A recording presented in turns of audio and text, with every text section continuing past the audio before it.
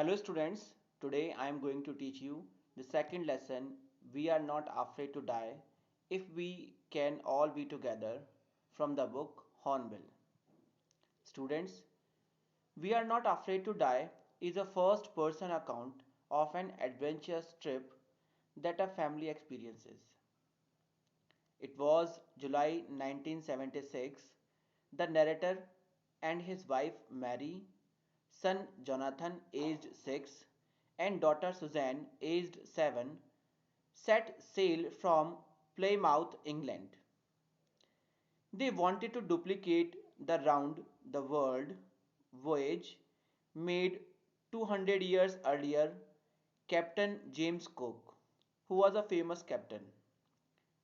For the last 16 years, they had spent all their leisure time in sharpening their seafaring skills. Their boat, Wave Walker, mark the word Wave Walker, had been professionally built. It had been tested in the roughest weather for months. The first leg of their planned 3 years, 1,05,000 kilometers journey, passed pleasantly. They took on the two crewmen means helpers, American Larry Vigil and Swiss Herb Siegler.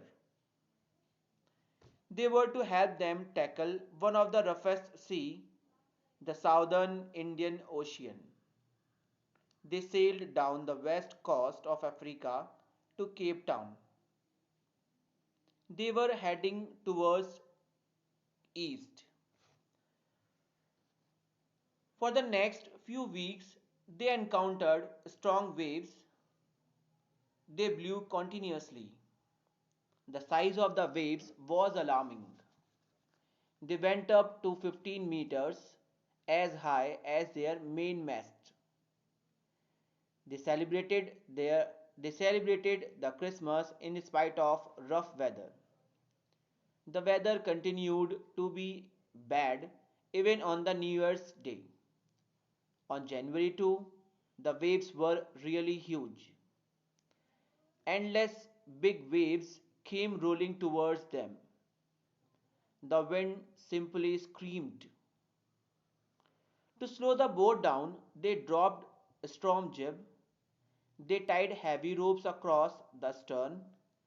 They attached lifelines, put on oilskins and life jackets. The first sign of the coming disaster came out at about 6 p.m. The wind dropped, the sky grew dark. There came a growing roar that changed into a thunder. A tremendous explosion took place. It shook the deck.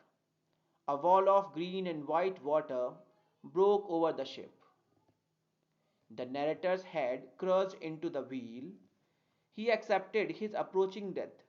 He was losing consciousness but felt quite peaceful. His head came out of water. A few meters away, Wave Walker was near drowning. Wave tossed him around the deck like a rag doll. His left ribs cracked. His mouth was filled with blood and broken teeth. Suddenly, the front door was thrown open and his wife Mary appeared. She cried, "We are sinking."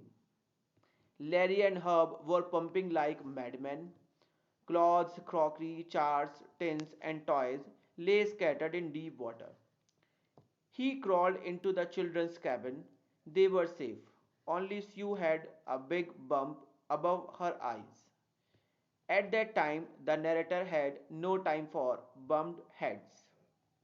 Students, this is the first part of the summary. Second part will be sent you soon.